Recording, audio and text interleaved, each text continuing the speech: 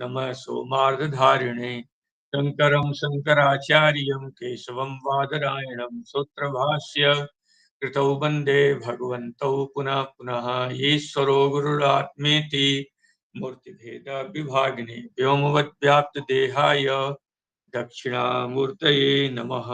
ओम शांति शांति शांति। आपके सामने चला था कि वाक्य जन्य ज्ञान में चार कारण होते हैं, माने शाब्दार्थ बोध जो होता है उसमें क्या बतलाए गए थे? चार कारण: आकांक्षा, योग्यता, आसक्ति माने संधि और तात्पर्य ज्ञान। तो आकांक्षा का लक्षण अभी तक बतलाया गया कि परस्पर पदार्थानाम परस्पर जिज्ञासा विषय योग्यत्व आकांक्षा। इसको नैयायिकों ने भी इसकी व्याख्या की है और आपने भी व्याख्या इसकी। आपको ये समझाया गया था कि नैयायिक शाब्द बोध के प्रति कितने कारण माना था? आकांक्षा, योग्यता और सन्निधि को, तीन कोई कारण माना है। तो आकांक्षा, योग्यता, सन्निधि का वो भी लक्षण बतलाएगा, सिद्धांति भी लक्षण बतलाना है। तात्पर्य ज्ञान को कारण नहीं मानता है, अतः उसको तात्पर्य ज्ञान के विषय में उससे झगड़ा करनी नहीं है। तो आकांक्षा को उसने कहा था पदांतर के बिना जो शाब्दबोध का अभाव है, शाब्द प्राग भाव है, उसी को आकांक्षा उसने कहा था। उसका और सिद्धांति ने कहा था पदार्थानाम परस्पर जिज्ञासा विषय योग्यत्व आकांक्षा। तो जब दो में मतभेद हुआ तो वाक्य पर विचार करने वाला जो पूर्व मीमांसक है उससे पूछा गया। पद वाक्य प्रमाण पारावारिण्य में पद पर विचार करने वाला व्याकरण शास्त्र, प्रमाण पर नैयायिक और वाक्य पर विचार करने वाला मीमांसक है। तो सिद्धांति ने कहा मीमांसकों ने जैसा लक्षण किया है वैसा ही लक्षण हमने बनाया है, अतः हमारे समर्थन में किसको ले आए? आपके पूर्व मीमांसक को लाए और पूर्व मीमांसक में बलाबल अधिकरण को ला करके उसमें दिखाया कि हमने जो लक्षण किया है वो ठीक है। अब दूसरा क्या था? योग्यता था। आकांक्षा, योग्यता, आसक्ति, तात्पर्य ज्ञान। तो दूसरे नंबर के योग्यता को कहा था, योग्यता जो वाक्य जन ज्ञान में कारण होती है उसका अर्थ कर रहे हैं। योग्यता क्या है? तो योग्यता च तात्पर्य विषय भूत संसर्ग बाधा। पहले संसर्ग क्या है? संसर्ग बाधा। यहां संसर्ग कौन सा संसर्ग? तो पदार्थों का जो आपस में संसर्ग होता है, उस संयोग संबंध समवाय संबंध यहां नहीं लेना। पद से पदार्थ का बोध होता है। पदार्थ, एक पदार्थ का दूसरे पदार्थ से जो संसर्ग है उसी को वाक्यार्थ बोध करते हैं। ध्यान रखिएगा, एक पदार्थ का दूसरे पदार्थ से जो संसर्ग होता है, अन्वय होता है, यही क्या है? वाक्यार्थ बोध है, वाक्यार्थ है, वाक्यार्थ होता है इसी को। तो संसर्ग बाधा, यहां संसर्ग का, पदार्थों का परस्पर अन्वय रूप जो संसर्ग है उसका बाध न हो, ठीक, उसे कहते हैं योग्यता। अब ऐसा लक्षण कर देते सिद्धांती तो क्या होता है कि जहां अर्थवाद वाक्य आते हैं, विषम भुंक्ष्व स प्रजापति अपाम उत्खिदत, ठीक, अर्थवाद वाक्यों के पदार्थों का भी संसर्ग होता है। अरे विष खाओ, विष भक्षण है, यहां पर विष और भक्षण का, ठीक है, संसर्ग का बाध नहीं होता है,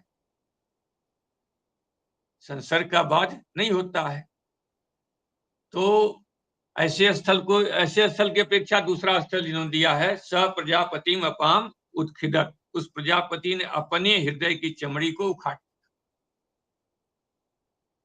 तो अपने जो है, क्या यहां पर देखा गया कि उस प्रजापति ने अपने जो हृदय की जो चर्बी को खरोच करके निकाल दिया। तो दूसरे की चर्बी को निकालना तो हो संभव, लेकिन अपनी चर्बी को निकालना संभव नहीं है। यहाँ संसर्ग का बाध हो जाएगा। स प्रजापति, अरे भाई पहले चमड़ी खरोच देगा, खरोचने जाएगा पहले मर जाएगा, चमड़ी कहाँ खरोचेगा? तो ये तो बाध हो रहा है। ठीक, तो ऐसे जगह संसर्ग का बाध हो रहा है, जबकि यहाँ पर भी जो है क्या होता है, इससे भी बोध होता है। बोध क्या है? प्रशंसा रूप। इसका क्या बोध होगा? प्रशंसा। पशु याग की प्रशंसा की गई है इससे। तो इसके लिए कहा कि यहाँ संसर्ग का अबाध नहीं बल्कि बाधी हो रहा था अर्थवाद वाक्य में। इसके लिए तात्पर्य विषयी भूत संसर्ग लिया गया। तो तात्पर्य विषयी भूत संसर्ग क्या हो जाएगा? प्रशंसा है। तो प्रशंसा का बाध नहीं होता है, अतः संसर्ग बाध न करके तात्पर्य विषयी भूत संसर्ग बाध कहा गया है। ठीक है। अब इसी प्रकार से तत्वमसि, यहां पर भी क्या है? तत् और त्वम, जीव और ईश्वर में अभेद का बाध होता है। वाच्यार्थ में ईश्वर सर्वज्ञ है, जीव अल्पज्ञ है, इनका अभेद तो हो ही नहीं सकता, वाच्यार्थ का बाध है। तो वाच्यार्थ के बाध होने पर भी यहाँ जो लक्षार्थ है, लक्षार्थ रूप जो वाक्यार्थ बोध अखंडार्थ है, उसका बाध नहीं होता है। तो वो भी अगर तात्पर्य विषयी भूत नहीं कहते, संसर्ग बाधक कहते, तो तत्वमसि में भी संसर्ग का बाध हो रहा है, वहां भी लक्षण नहीं जाता। इसलिए तात्पर्य विषयी भूत संसर्ग बाध कहा। तात्पर्य विषयी भूत जो वाक्यार्थ है उसका बाध कहा है, अतः वहां पर भी लक्षण जाने में कोई आपत्ति नहीं। स्वामी जी ये समझ में नहीं आएगा, ये नहीं आया जो तात्पर्य विषयभूत, उसमें तात्पर्य विषयभूत क्या है स्वामी जी? वक्ता का तात्पर्य क्या है? वक्ता का तात्पर्य क्या है? वक्ता क्या कहना? जैसे स प्रजापति उपाम उत्कृदत में यहाँ पर श्रुति का तात्पर्य क्या है? प्रशंसा। ठीक है, यहाँ तात्पर्य क्या है? प्रशंसा। ऐसे ही तत्वमसि में वक्ता क्या, आचार्य क्या बोध कराना चाहते हैं? जीव ब्रह्म का अभेद। वहां पर आचार्य का तात्पर्य है जीव ब्रह्म का अभेद बतलाना चाह रहे हैं। क्योंकि आचार्य जो हैं ऐसे तो है नहीं कि जो सर्वज्ञ और अल्पज्ञ में अभेद बताएंगे। जो सूत्री ब्रह्मनिष्ठ आचार्य हैं, परिचलोकान कर्मचितान ब्रह्मणो निर्वेद मायात नास्ति अकृत कृतेन तद विज्ञानार्थम स गुरु में अभिगच्छेद समित पाणी श्रोत्रियम ब्रह्मनिष्ठम। जो श्रोत्री हैं ब्रह्मनिष्ठ है, तो उनका तात्पर्य क्या है कि वेद के अनुसार जो है अभेद बतलाना है, तभी जाकर के ब्रह्मनिष्ठा होगी उसके अंदर। ठीक, तो ये तात्पर्य विषयी भूत कह देने से संसर्ग का विशेषण तात्पर्य विषयी भूत संसर्ग ले लिया गया। केवल संसर्ग लेने पर नस्लों को जो दोष आ रहा था, दोष हट गया। स्पष्ट हुआ? अब आ जाओ, यही यहां पर कहा गया, इसको देख लो। टीकाकार लिख रहे हैं योग्यताम लक्ष्यति, योग्यता को लक्षित कर रहे हैं, बोधित करते हैं। योग्यता पद से योग्यता को योग्यताम बोधयति, योग्यताम बोधयत ऐसा न करके लक्षित, लक्षित करते मतलब योग्यता शब्द से पीछे आया था ना, योग्यता है। योग्यता मतलब कोई विशेष, कोई शक्ति विशेष है, तो यहाँ योग्यता को लक्षित करते हैं। योग्यता शब्द का लक्षणावृत्ति से माने लक्षण, लक्षण के माध्यम से उसको बोधित कराते हैं। तात्पर्य विषयी भूत संसर्ग बाधा, वक्ता के तात्पर्य विषयी भूत जो संसर्ग, संसर्ग मतलब वाक्यार्थ बोध, पदार्थों का जो आपस में संसर्ग रूप जो वाक्यार्थ है, संसर्ग करना वाक्यार्थ। राम ग्रामम गच्छति, राम पद का अर्थ, ग्राम पद का अर्थ, गच्छति पद का अर्थ, ये हुआ पदार्थ। इन पदार्थों का आपस में जो संसर्ग है वो है वाक्यार्थ। तो संसर्ग से लेना वाक्यार्थ। तो तात्पर्य विषयी भूत जो संसर्ग है उसका जहां बाध नहीं होता है उसे कहते हैं योग्यता। जैसे वन्निना सिंचती, या वन्नी का, वन्नी पदार्थ है, सिंचती पदार्थ, ये हो गया पदार्थ। इन पदार्थों का जो संसर्ग वाक्यार्थ बोध है उसका बाध हो जाता है। तो कहते हैं तादिश संसर्ग माने यहाँ विषयी भूत जो संसर्ग है उसका जो है तादृश संसर्ग बाधा तात्पर्य विषयीभूत संसर्ग क्या है यहाँ पर? भाई सिंचन करना जो है, तो सिंचन करना वक्ता का तात्पर्य क्या है? सिंचन करना है, तो सिंचन मन्नी से हो ही नहीं सकता है, उसका बाध हो जाता है। ठीक है, उसका बाध हो जाता है। अब टीकाकार लिखते हैं एतावल लक्षण अभिधान फलम वा, कहते हैं ऐसा लक्षण के अभिधान का फल है कि जहां पर वाक्यार्थ बोध नहीं हो सकता है वहां पर ये लक्षण नहीं जाता है, अतिव्याप्ति नहीं है।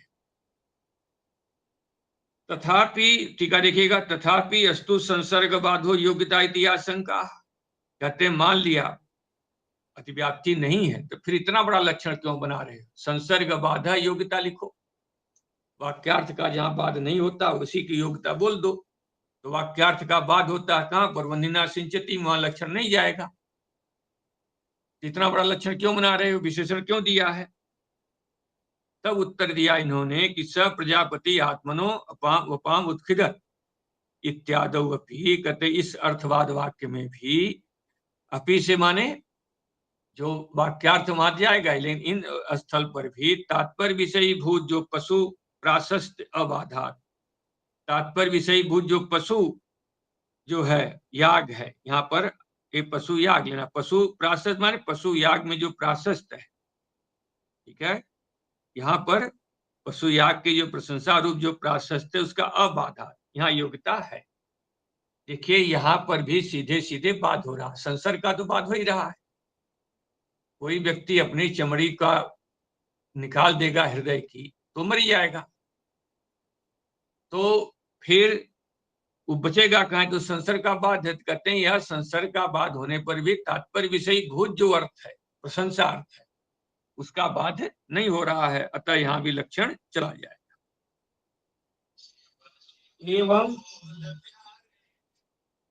एवं च सांप्रदायिक तत्वमस्यादि वाक्येषु अपि उपन्न इत्याह, कहते हैं ऐसे ही सांप्रदायिक, देखिए सम्यक जो प्रदान है, आज एक शब्द हो गया लोगों में सांप्रदायिक कह करके लोग गाली देते हैं।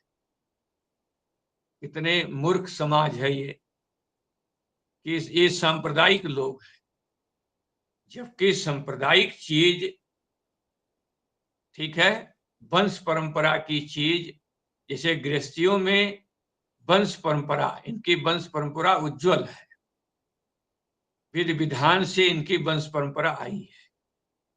भाई वंश परंपरा कब खंडित होती है? वही है अनुलोम विलोम सांकर दोष आ जाए तो वंश परंपरा कलंकित हो जाती है।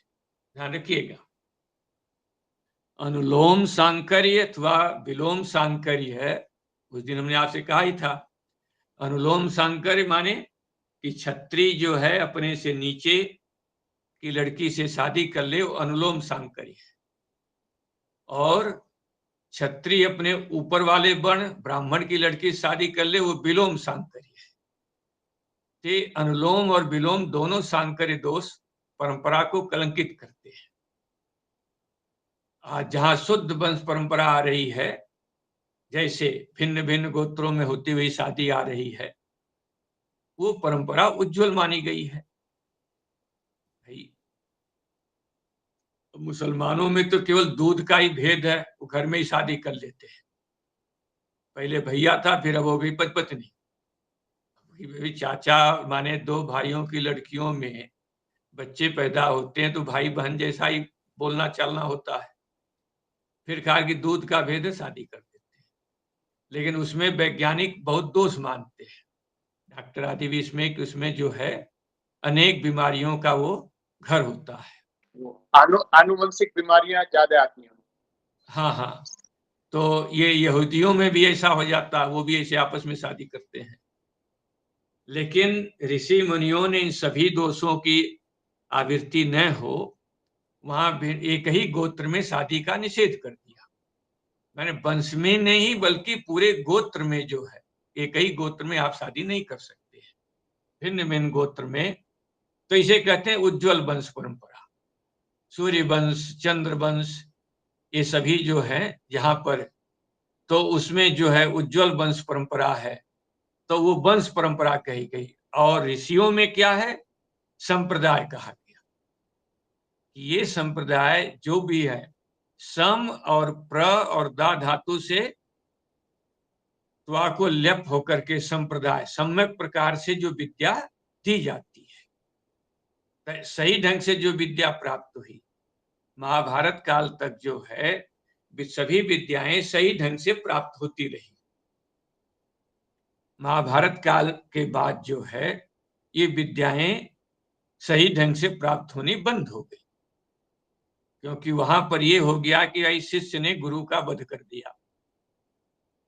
जब ये प्रसंग आ गया समाज में कि शिष्य के द्वारा गुरु की हत्या कर दी गई, निर्मम हत्या, धृष्टद्युम्न जो है शिष्य है किसका, द्रोणाचार्य का, उनके द्वारा उनका जो सिर काट लिया गया। ऐसे ही वहां पर सभी जगह परशुराम के द्वारा पितामह भीष्म से युद्ध होने पर परशुराम की पराजय हुई। ये सभी परंपराएं जब सामने आने लग गई, तब लोगों ने विद्याओं को एक एक विद्या छिपाते गए कि कभी अगर लड़ाई हो गई तो हम अपने शिष्य से हारेंगे नहीं।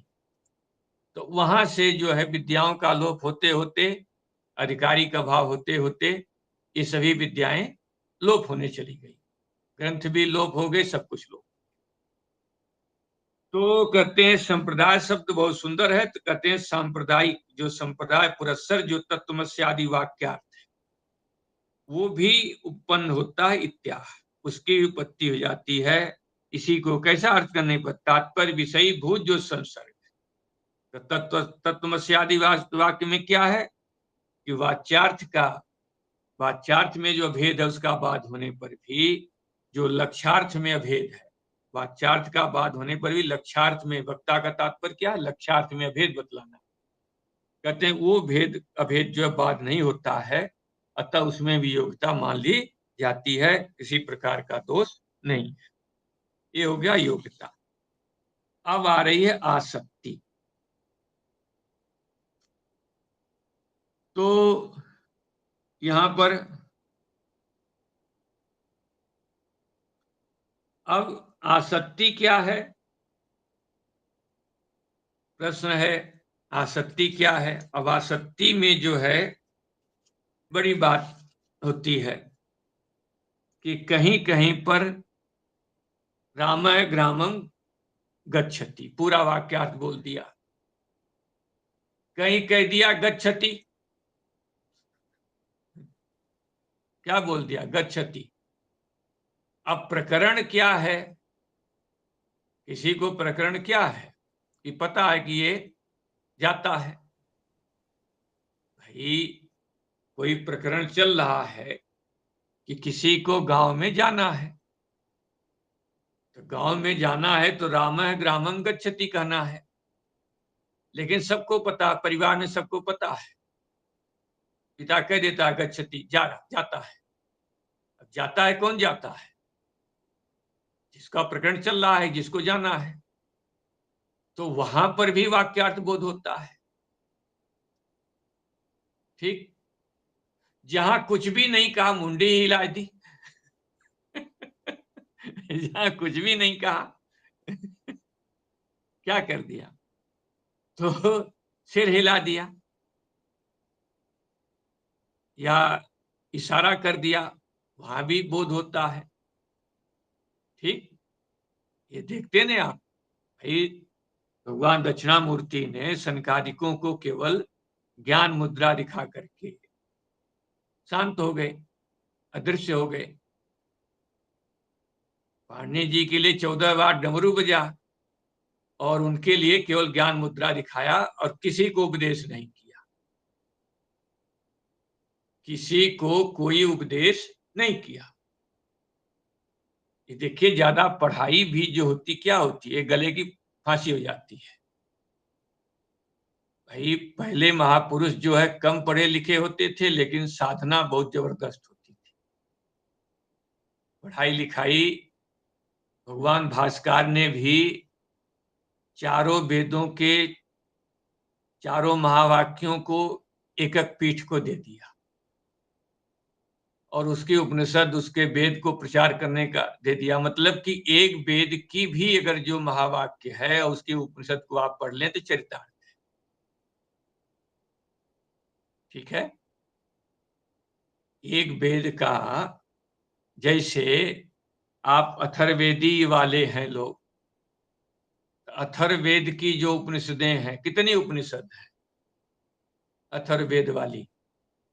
मांडुक्य है, ठीक है, मुंडक है, मुंडक भी अथर्ववेदी है, मुंडक अथर्ववेद की तो है, और प्रश्न है, देख लीजिएगा, मेरे समझ से 3 है अथर्ववेद में आने वाली उपनिषदें, ये 3 ही होनी चाहिए, मांडुक्य, मुंडक और प्रश्न, कुछ मंत्र भाग की और कुछ ब्राह्मण भाग की, यही है। ऐसे ही बृहदारण्यक आदि जो हैं, कुछ यजुर्वेद की हैं, कुछ ऋग्वेद की हैं, सामवेद वाली में आपके छांदोग्य है और केन है, ठीक है। तो उसमें एक एक उपनिषद का एक एक वेद का महावाक्य, उससे संबंधित उपनिषद को भी उन्होंने, भगवान भास्कर ने दे दिया, बोले अपने अपने लोग अपने अपने क्षेत्र में प्रचार प्रसार करो। मतलब उतने से भी एक महावाक्य से ही आपका काम चल जाता है। विचार करना, अपनी उपनिषद का ही विचार कर लो, उससे भी काम चल जाता है। आप है, ठीक ना? तो कहने का तात्पर्य यह है कि इसमें जो है ज्यादा जो है शास्त्र भी जो है फिर झमेले में डाल देता है। इसलिए गौतम बुद्ध ने कह दिया कि सभी शास्त्र को छोड़ दो, केवल मन का निरोध करो। मन के निरोध करने पर वो केवल शून्य पर बैठ गए, यही गलत हो गया। शून्य के साक्षी पर अगर बैठ जाए तो फिर वेदांत से विरोध नहीं होता, वो केवल शून्य पर चले गए, सर्वम शून्यम। हाँ, शून्य का जो साक्षी है, चेतन को अगर पकड़ लें तो चेतन सत्य है, शेष सब कल्पित है। बौद्ध भी सब कल्पित मानता है, सब कल्पित है या कुछ हुआ ही नहीं, दोनों चीजें मानता है। ऐसे ही सिद्धांत में भी सभी कल्पित है, जातवाद में कुछ हुआ ही नहीं है। लेकिन निरधिष्ठानक भ्रम बौद्ध मानता है और सधिष्ठानक भ्रम ये सिद्धांत पक्ष में कहा गया, अधिष्ठान को माना जाता है, इतना अंतर है। तो वहां पर जो है केवल ज्ञान मुद्रा का उपदेश से ही काम चल जाता है। तो वहां भी संकेत मात्र से भी क्या हो रहा है, वाक्यार्थ बोध हो रहा है। आपको प्रसंग है ने, कह दिया गच्छति, अब गच्छति से बोध हो गया, कौन जाएगा? अरे पर्ची दे दी भंडारे की, कह दिया गच्छति। मतलब कि जिसको पर्ची मिल गई है वो उठ करके जाओ, भोजन पंक्ति में नहीं मिलेगी, सारा वाक्यार्थ बोध हो जाता है। ठीक है भाई, साधुओं में होता है कि महाराज डॉक्टर साहब कह रहे हैं गीता पाठ कर, मतलब क्या हुआ कि अब गाड़ी छूटने वाली है, यही होता है ना। तो जो समझदार होते हैं वो समाहित होते हैं। स्वामी योगेंद्रानंद जी उदासीन संप्रदाय के महापुरुष थे, हम लोग उस समय थे वहां पर, मैं और स्वामी दिव्यानंद पुरी जी महाराज मंडलेश्वर जी, उनके अंतिम समय में भी वहां रहे। तो एक समय आया कि लोगों ने डॉक्टर साहब ने कह दिया कि अब गीता पाठ करो। तो महात्मा थे नए नए नए नए साधु, उन्होंने स्वामी जी पूछा महाराज गीता पाठ करने के लिए डॉक्टर साहब कह रहे हैं? तो उन्होंने कहा मैं सच्चिदानंद स्वरूप हूं, आपको जो करना सो। स्वामी जी का ये अनुभव था, उतनी असाध्य बीमारी में शरीर छूटने लायक हो रहा है कि मैं तो सच्चिदानंद स्वरूप हूं, आपको जो करना। इतना कह करके शांत हो गए। फिर स्वास्थ्य उनका फिर संभल गया। फिर वो जो होता है कौन सा स्कैन, सिर वाला क्या कराते हैं, सीटी स्कैन है, सीटी स्कैन, हाँ सीटी स्कैन कराने लगे। फिर रास्ते में शरीर पूरा हो गया। तो कुछ ऐसे स्थल होते हैं कि कहा कुछ जाता है वाक्यार्थ बोध कुछ हो जाता है, कुछ शब्द ही कहने से वाक्यार्थ बोध। तो इन सभी बातों पर ये कहेंगे कि भाई वहां पर पदों का अध्याहार कर लिया जाता है। एक गच्छति कहा तो जिसके विषय में कहा देव, उसको कह दिया जाता है कि देवदत्त गच्छति। ठीक, द्वारम, घर पर आया पिता और जोर से बोले द्वारम, मतलब क्या है कि दरवाजे को बंद कर ले, कुत्ता घुसेगा। द्वारम तो पिदेही का अध्याहार, और पिदेही कहा तो बंद करना है, तो क्या बंद करेगा? जो वहां दिखाई दे रहा है, नल का पानी चल रहा है तो नल का बंद कर लेगा, दरवाजा खुला तो दरवाजा बंद कर लेगा। तो द्वारम कहा, पिदेही, पिदेही कहा माने बंद करो, तो बंद करो तो कुछ भी क्या बंद करना है, तो जो प्रसंग होगा, नलका है तो नलका का अध्याहार हो जाएगा, द्वार है तो द्वार का अध्याहार हो जाएगा। ठीक है, जो चीज है, गाड़ी चल रही है, मोटर चल रहा है, बल्ब जल रहा है, बंद करो तो मतलब क्या बंद करो, तो उसका अध्याहार कर लिया जाता है। तो ये सभी बातों को यहाँ पर कहेंगे लोक में। वेद में भी दिखाएंगे कि ब्राह्मण वाक्य और है और क्या है, मंत्र भाग है। तो मंत्र भाग में कोई चीज कही गई है, थोड़े में कह के चुप हो गया मंत्र। ठीक, भाई थोड़ा सा मंत्र बोल करके चुप हो गया, तो ब्राह्मण भाग जो है उस वेद के मंत्र का अर्थ करने चला, तो वहां पर क्रिया आदि जहां मंत्र भाग में नहीं कही गई, वहां पर क्रिया आदि का अध्याहार कर लिया जाता है। तो कहते हैं यहां पर अब आ जाइए, इसी को समझाया जा रहा है। पदांतर लिखा है, अव्यवधानेन पदजन्य पदार्थ उपस्थिति। देखिए, क्रम प्राप्त आसक्तिम, क्रम प्राप्तम आसक्तिम लक्ष्यति, क्रम से प्राप्त जो आसक्ति है, ठीक है, आसक्ति का स्वरूप जो है बतलाते हैं। आसक्तिश्च अव्यवधानेन पदजन्य पदार्थ उपस्थिति, बिना व्यवधान के, गुना व्यवधान के पद से जन्य जो पदार्थ की उपस्थिति होती है उसे कहते हैं आसक्ति। और वो भी क्या है, वाक्यार्थ बोध के प्रति कारण, वाक्यार्थ के प्रति वो कारण होती है। बिना व्यवधान के पद से जन्य जो पदार्थ की उपस्थिति है, पदार्थों की उपस्थिति होती है, उस पदार्थों की उपस्थिति से क्या होता है, अन्वय बोध होता है, वाक्यार्थ बोध होता है, वाक्यार्थ बोध होता है, वो उसके प्रति हेतु होती है। ठीक, अच्छा,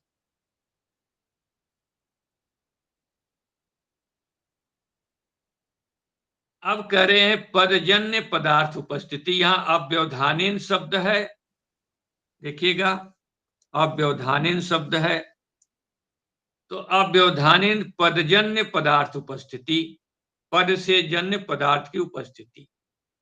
अब ये पदजन्य क्यों कहा, इसको लेकर के विचार शुरू हो रहा है। अव्यवधानेन व्यवधान से रहित होना चाहिए, अव्यवधानेन जो है पदार्थ की उपस्थिति, पद के अर्थ की उपस्थिति हो तो वाक्यार्थ बोध हो जाएगा। तो पद से जन्य क्यों कहा, अव्यवधान कर तो आपको समझ में आ गया, अव्यवधान माने व्यवधान से रहित, ठीक ने, व्यवधान से रहित होना चाहिए। एक शब्द अब कह दिया, एक शब्द जब तक आगे बोला तब तक दूसरा शब्द भूल गया, तो वहां पर पदार्थ वाक्यार्थ बोध नहीं होता है। भाई राम कह करके चला गया, घूम घाम के आया, फिर ग्राम कह दिया, ग्रामम कह दिया, फिर घूमने चला गया, गच्छति आगे दूसरे दिन कहा, तो वहां वाक्यार्थ बोध नहीं होता है। ठीक है, आसक्तिश्च अव्यवधानेन पदजन्य पदार्थ उपस्थिति में, बिना व्यवधान के पदजन्य पदार्थ की उपस्थिति हो। टीका देखिएगा, पदजन्य इति यस्य प्रयोजनम आह, कहते पदजन्य का क्यों कहा, इसका प्रयोजन बतला रहे, मानांतर, मानांतर उपस्थापित पदार्थस्य अन्वय बोध भावात् पदजन्यति। मानांतर, मानांतर यहां पर कहा जा रहा है,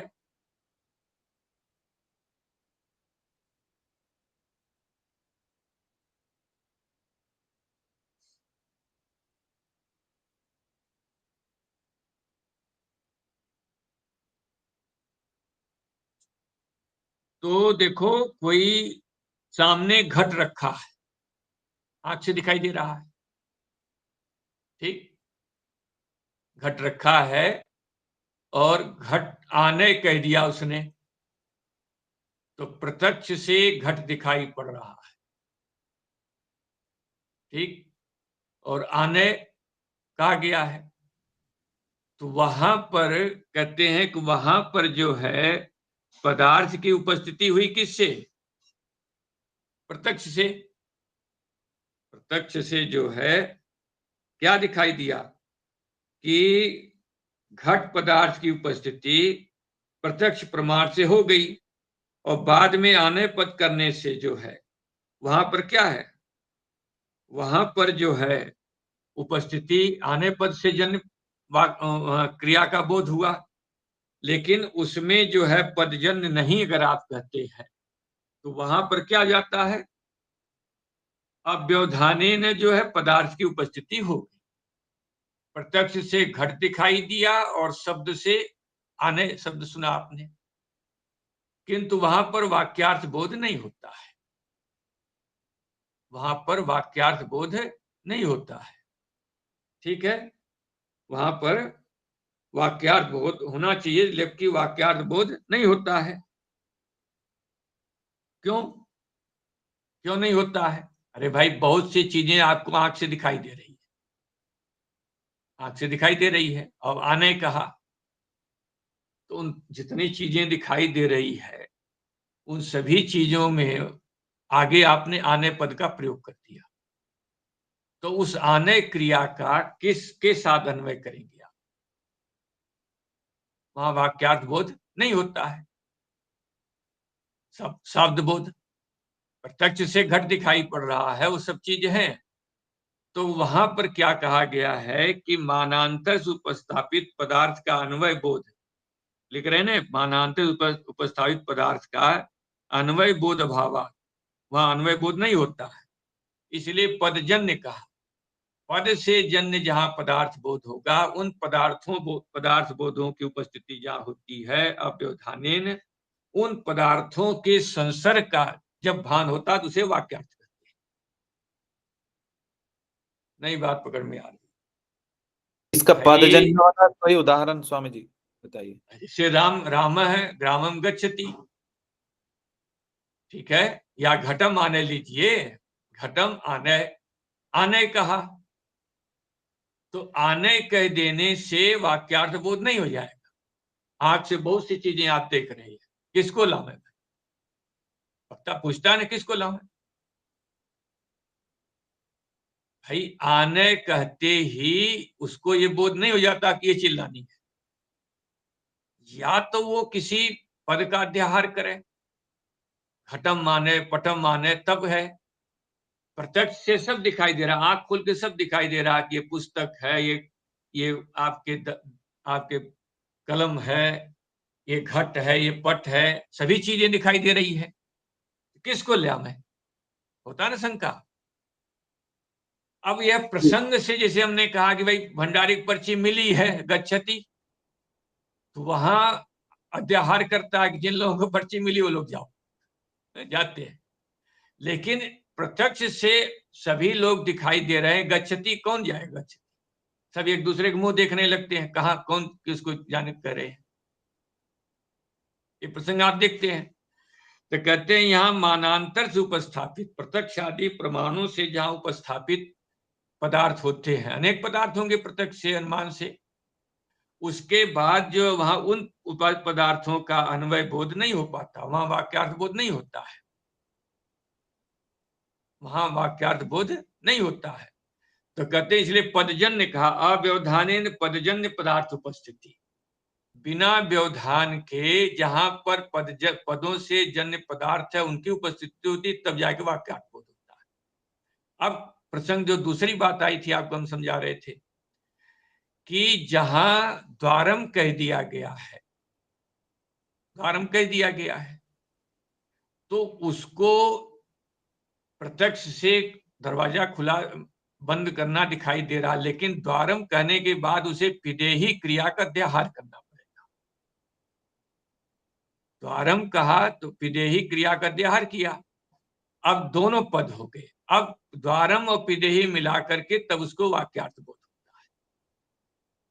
इसलिए यहाँ पदजन्य कहा, जहां पदजन्य पद है तब तो कोई बात नहीं, जहां पद नहीं है वहां पर पद का अध्याहार करके उससे जो पदार्थ की उपस्थिति होती है अव्यवधानेन, तब जाकर के वाक्यार्थ बोध होता है, ये कहा जा रहा है। केवल प्रत्यक्ष से देख लेने मात्र से वाक्यार्थ बोध नहीं होता है, तो प्रत्यक्ष बोध होगा, जो आंख से देख रहा है प्रत्यक्ष ज्ञान होगा। तो पदजन्य इत्यस्य प्रयोजनम आह मानांतर उपस्थापित पदार्थ अन्वय बोध अभावात पदजन्य थी। मानांतर प्रत्यक्ष आदि प्रमाणों से उपस्थापित जो पदार्थ है, घट पदार्थ है, पट पदार्थ है, उससे अन्वय बोध नहीं होता है। प्रत्यक्ष से जो पदार्थ उपस्थित होगा उसका तो प्रत्यक्ष प्रमा होगी, सीधे सीधे मोटी भाषा में ये अर्थ है, उससे शब्द बोध तुरंत होता है, ठीक न। इसलिए पद से जन्य कहा है। अच्छा टीका देखिएगा, यतो मानांतर उपस्थापित पदार्थस्य अन्वय बोधो नास्ति अतएव, कहते हैं जिस कारण से मानांतर से उपस्थापित शब्द प्रमाण से भिन्न जो प्रमाण है, प्रत्यक्ष आदि अनुमान आदि प्रमाणों से उपस्थापित जो पदार्थ में, उन पदार्थों से वाक्यार्थ बोध नहीं होता है। उन पदार्थों से क्या है, वाक्यार्थ बोध नहीं होता है। कहते हैं नहीं होता, अतएव अश्रुत पदार्थ स्थले, जहां कोई पदार्थ सुनाई नहीं दे रहा है वहां पर अन्वय बोध योग्य पदार्थ उपस्थापक है, वहां अन्वय बोध के योग्य, वाक्यार्थ बोध के योग्य पदार्थ का उपस्थापक पद अध्याहार है, वहां पद का अध्याहार कर लेते हैं। आर्य संगच्छते इत्याह इति आह, इसी को मूल में ग्रंथ में कह रहे हैं। देखिए दो प्रसंग आप इसको इस तरह से समझें कि सामने घट रखा है और किसी ने आने कहा, तो प्रत्यक्ष से जो घट का ज्ञान हुआ उसका जो है आने के साथ अन्वय बोध नहीं होता है, वहां पर अन्वय जो है नहीं होता है। अन्वय करोगे वहां प्रत्यक्ष से दिखाई देने वाला ज्ञान क्या हो जाएगा, प्रत्यक्ष ज्ञान होगा, घट का प्रत्यक्ष ज्ञान होगा, और आने से जो कहा गया है वह आने क्रिया का पदार्थ ज्ञान, वहां वाक्यार्थ बोध नहीं होगा। ठीक है, एक पदार्थ का ज्ञान हो गया साध बोध, और एक का क्या होगा, प्रत्यक्ष ज्ञान हो गया। तो वहां क्या फिर कहा, क्या कहा कि फिर शब्द से अगर हो तो घटम आने, ऐसा कहा, तो घट से घट पदार्थ का बोध हुआ और आने से आने क्रिया का बोध हुआ। ये दो पदार्थों का जब बोध हुआ तो उनका जो संसर्ग है वही वाक्यार्थ बोध हो गया, वहां वाक्यार्थ बोध ही आएगा। तीसरी बात अब कह रहे हैं कि जहां पर नहीं कहा, द्वारम कह दिया, ठीक, तो वहां पर अध्याहार क्या कर लिया उसने, विदेही। अगर वाक्यार्थ बोध, जैसे किसी ने कहा द्वारम, तो समझ जाता है कि वक्ता ने हमें दरवाजा बंद करने के लिए कहा है, तो वहां पिदेही पद का अध्याहार करके वो दरवाजा बंद कर देता है। द्वारम पिदेही, तब दरवाजा बंद करता है। तो वहां द्वारम का अध्याहार, द्वारम कहने पर पिदेही का अध्याहार कर लेते हैं। तो द्वारम पदार्थ का बोध, पिदेही पदार्थ का बोध, वैसा बोध होने से क्या हो जाता, वाक्यार्थ। सीधे सीधे आप इसको ऐसे समझें, अगर पद का द्वारम कहा, द्वारम कह दिया, द्वारम कर समझ लिया। अब अगर आगे नहीं समझता है, जो मंद व्यक्ति है, द्वारम कहते ही उत्तम जिज्ञासु तो समझ गया कि द्वारम कह रहे हैं बंद करने के, दरवाजा बंद है तो खोल देंगे, और खुला है तो बंद कर देंगे, वहां पद का अध्याहार कर लेते हैं। लेकिन जिसको समझ में नहीं आया द्वारम कहने के बाद, जिसकी बुद्धि ये काम नहीं करी, तो वो जो है उस बात को नहीं समझ पाता है, उसको वाक्यार्थ बोध नहीं होता, वो दाहिने बाएं झांकता रहता है, ठीक न। यही कहा गया, अतएव असुत पदार्थ स्थले, मूल देखो, अतएव असुत पदार्थ स्थले तत्त पद अध्याहार, कहते हैं जहां पर पदार्थ सुनाई नहीं दे रहा है, जहां पर पदार्थ सुनाई नहीं दे रहा है, जहां कहा गया है, ठीक, कहते हैं वहां पर क्या होते हैं कि तत्त पदों का अध्याहार कर लिया जाता है। जैसे लिख रहे हैं द्वारम इत्यादौ पिदेहि इति, द्वारम कह दिया तो वहां पिदेहि का अध्याहार कर दिया, तब जाकर के वाक्यार्थ बोध होगा। द्वारम कहा उसने शब्द, द्वारम पद का प्रयोग किया, उसके बाद उसने पिदेहि पद का अध्याहार किया, तब द्वारम पिदेहि करके जो पदार्थों का संसर्ग हुआ वाक्यार्थ बोध, तब जाके उसको बोध होता, वाक्यार्थ बोध।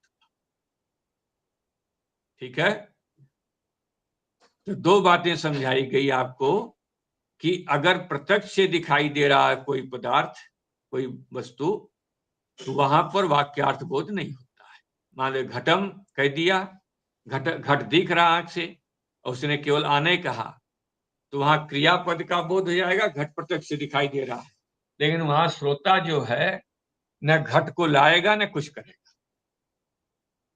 ठीक है, और जब श्रोता कब लाएगा, जब उसे वाक्यार्थ हो जाएगा। आपने कहा आने, उसके बाद उसने अगर घट प्रत्यक्ष घट दिख रहा है, लेकिन उसने घट का अध्याहार कर लिया, घटम माने कहा, इसके कहने का मतलब क्या है, घटम माने, घट पद का अध्याहार कर लेगा, तब घटम पद का और आने पद का दोनों को पदार्थ बोध होगा, पदार्थों का फिर संसर्ग बोध होगा, वाक्यार्थ बोध हो जाएगी। इस प्रकार से अव्यवधानेन परजन्य जो पदार्थ की उपस्थिति हुई, उससे वाक्यार्थ बोध हो जाता है। हाँ ठीक है, जी स्वामी जी, ठीक। चलो, ये तो हुआ लौकिक दृष्टांत। यहां पर क्या दिखाया गया, ये लौकिक दृष्टांत दिखाया गया। अब दिखाने जा रहे हैं वैदिक दृष्टांत।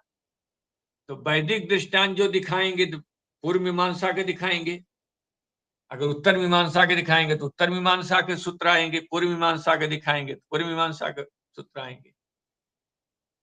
भाई वैदिक दृष्टांत देना है तो वाक्य पर, पद वाक्य प्रमाण पारावारिण में वाक्य पर विचार करने वाले मीमांसक हैं।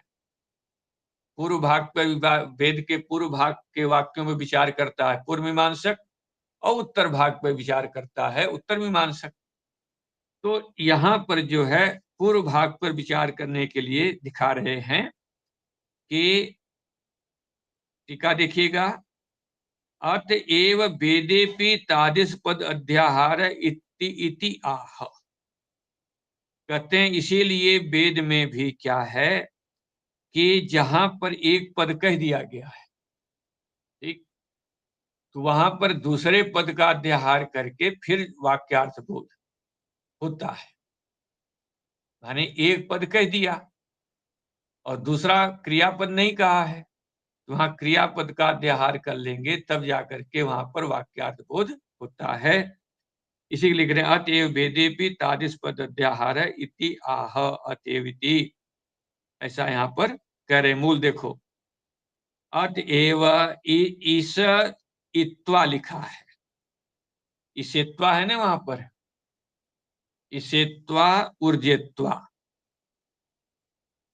ठीक, मंत्र क्या है, दो शब्द हैं वहां पर ध्यान रखिएगा, दो शब्द हैं आपके सामने कि इसेत्वा, ठीक, और ऊर्जेत्वा, ये दो शब्द हैं।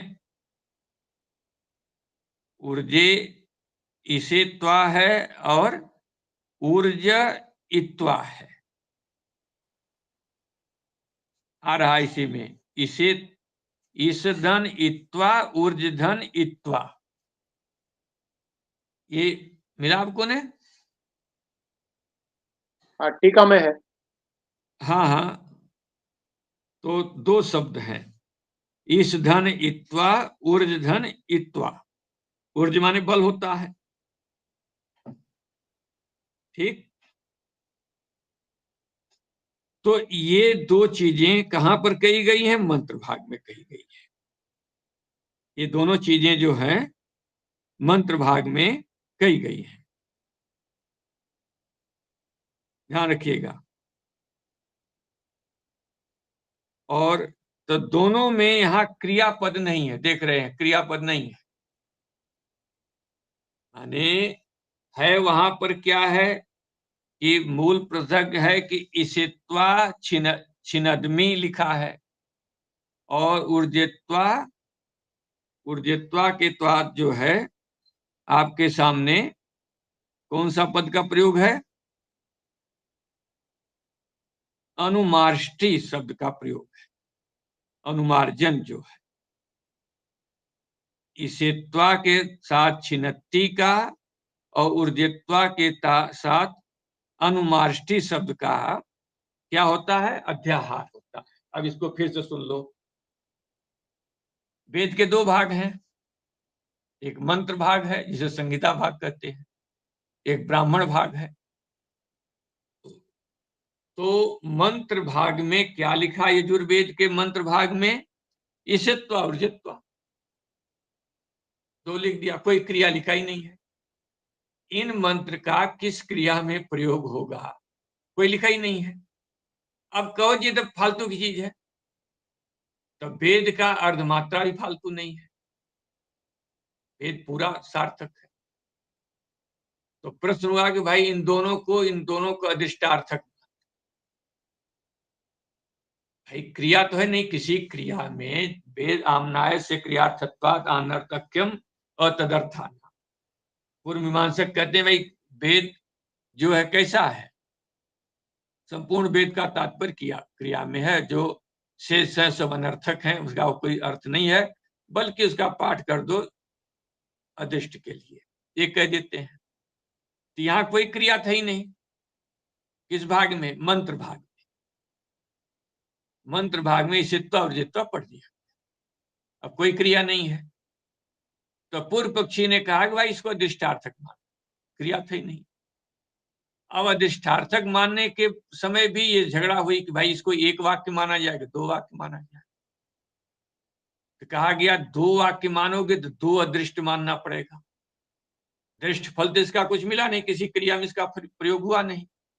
अब अधिष्ठार्थक माना जाए तो अधिष्ठार्थक मानने पर भी ये विवाद हुआ कि भाई इसको एक ही वाक्य मान लो, एक ही अदृष्ट मानना पड़ेगा, दो अदृष्ट दो पूर्व मानना पड़ेगा। ये कहेंगे पूर्व पक्ष से। सिद्धांती कहेंगे कि नहीं भाई, सिद्धांती क्या दिखाना है कि जहां पर पद नहीं कहा गया है वहां पर वाक्यार्थ बोध नहीं होता है, प्रत्यक्ष प्रमाण आदि अन्य से पदार्थ की उपस्थिति में वहां पर पद का अध्याहार करना पड़ता है।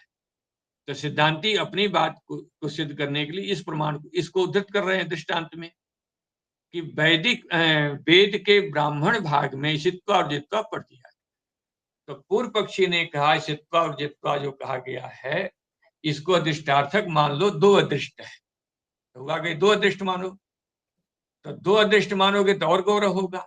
उसने कहा एक ही वाक्य बना लो, एक अदृष्ट मान लो, इससे ईशित्वा और जित्वा एक वाक्य है, इसे एक अदृष्ट बन जाएगा। ये हुआ पूर्व पक्ष से। सिद्धांती कहेंगे कि नहीं नहीं, आप ब्राह्मण भाग को देखो, मंत्र भाग की व्याख्या कौन करता है, ब्राह्मण भाग करता है। तो ब्राह्मण भाग देखिए, तो ब्राह्मण भाग जब देखते हैं तो ब्राह्मण भाग में वहां पर क्या है कि एक जगह जहां ईशित्वा लिखा हुआ है वहां पर कहा गया है, वहां पर छिन्नति पद का अध्याहार किया गया। ठीक है, तो वहां पर क्या कह रहा है कि हे पलाश की शाखा, मैं तुझे अपने इस माने अभिष्ट अर्थ की प्राप्ति के लिए क्या करता हूं, छेदन करता हूं। पलाश के डंडे को काटते समय इस मंत्र को बोलता है। तो वहां पर जहां पर नहीं कहा गया है, मंत्र भाग में पूर्व पक्ष में दिखाया कि जब क्रिया नहीं है तो वहां पर कोई वाक्यार्थ बोध नहीं हुआ, लेकिन जब ब्राह्मण भाग को जोड़ दिया गया, पद का अध्याहार कर दिया छिन्नति का, ठीक है, छिन्नदमी मैं, छिन्नति वहां पर अहम छिन्नदमी मैं छेदन करता हूं, छिन्नति तो स हो जाएगा, अहम छिन्नदमी, तो वहां मैं छेदन करता हूं। तो मतलब यहां पर क्या है कि अपने अभीष्ट की प्राप्ति के लिए मैं इसका छेदन करता हूं, तो वाक्यार्थ बोध होता है। ऐसे ही यहां पर क्या है कि ऊर्ज त्वाम अनुमार्जमी, अनुमार्जन क्रिया का अध्याहार किया है कि हे पलाश शाखा, मैं तेरे अपने बल के लिए तो ये क्या करता हूं, सम्मार्जन करता हूं। सम्मार्जन है शोधन करना, उस पर जल छिड़क करके, ठीक है। तो दोनों ब्राह्मण भाग में क्या कर दिया गया है, क्रियाओं का अध्याहार किया गया है। क्रियाओं का अध्याहार करके इनको दो वाक्य बना दिए गए। तो मतलब क्या सिद्ध हुआ कि जब क्रियापद का अध्याहार करके देखा गया तब वाक्यार्थ बोध होता है सिद्धांत पक्ष से। तो सिद्धांती दृष्टांत में दे रहे हैं वेदांत परिभाषाकार की जो हमने कहा कि पदजन्य पदार्थ की उपस्थिति होने पर ही वाक्यार्थ बोध होता है। जहां पदजन्य नहीं है वहां पद का अध्याहार करके उसे पदार्थ की उपस्थिति लाते हैं तब वाक्यार्थ बोध होता है। इसमें लौकिक प्रमाण द्वारम दिया विधेयी के लिए, और वैदिक प्रमाण क्या दिया है, ईसत्वा जित्वा में छिन्नद्मी और सम्मार्ज क्या है, हाँ अनुमार्ष्टि वहां लिखा है, अनुमार्जन लिखा है। तो अनुमार्जमी लिखा है, ऊर्जत्वा अनुमार्जमी, अहम अनुमार्जमी, ऐसा कर लीजिएगा। तो इस ईशित्वा वही लिख रहे हैं, अतएव ईशित्वा आदि मंत्र, ईशित्वा आदि से ले लेना ऊर्जित्वा इत्यादि मंत्रे छिन्नद्मी और अनुमार्जमी इति पद अध्याहार, ऐसे पद का अध्याहार वहां पर किया गया है। ठीक हुआ है। तो कहते महाराज जैमिनी मीमांसा 12 अध्याय है, कहां पर किया गया है, विद्यार्थी ढूंढ ढूंढ के पागल हो जाए कहां पर किया गया है। तो उसको लिए अब सूत्रकार जो है टीकाकार उसको खोल रहे हैं। भाई मूलकार ने तो बोल दिया कि भाई यहाँ पर जो है वैदिक में जो है अशुद्ध पदार्थ स्थल में लौकिक में द्वारम विधेयी लिया, अतएव इसी प्रकार से वैदिक में क्या किया, ईशित्वा इत्यादि मंत्रे छिन्नद्मीति, माने ईशित्वा आदि मंत्रे माने मंत्र भाग में, वेद के यजुर्वेद के मंत्र भाग में ईशित्वा जित्वा वाले भाग में ऐसा लिखा है, और फिर उसी के ब्राह्मण भाग में छिन्नद्मी और अनुमार्जमी इत्यादि क्रियाओं का अध्याहार किया गया है। तो क्रियाओं का अध्याहार करके उनसे पदार्थ बोध होता है, और फिर पदार्थों का अव्यवधान जो उसका अन्वय बोध होगा तब वाक्यार्थ बोध होता है। लोक और वेद में ये देखा गया है। अब ये कहां पर कहा गया है, तो इसके लिए टीकाकार बोल रहे हैं, द्वितीय अध्याय चिंतितम समेषु वाक्य भेद स्यात्। द्वितीय अध्याय में चिंतितम, द्वितीय अध्याय में इसका विचार किया गया। कौन सा सूत्र में भाई, कहते हैं समेषु वाक्य भेद, यहां स्यात् पद छूट गया है, जोड़ दे, समेषु वाक्य भेद स्यात्।